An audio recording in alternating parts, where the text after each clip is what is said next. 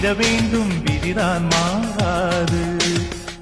என் பேரின் பின்னே நீ சேர வேண்டும்.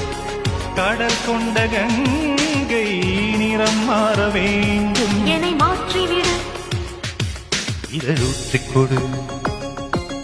தங்கமாக நின்ற சிங்க நடை போட்டு அருகில் அருகில் வந்தார். ரெண்டு புறம் பற்றி எரியும் மெழுகாக மங்கை உருகி நின்றார். தங்கமாக நின்று சிங்க நடை போட்டு அருகில் அருகில் வந்தார். ரெண்டு புறம் பற்றி எரியும் மெழுகாக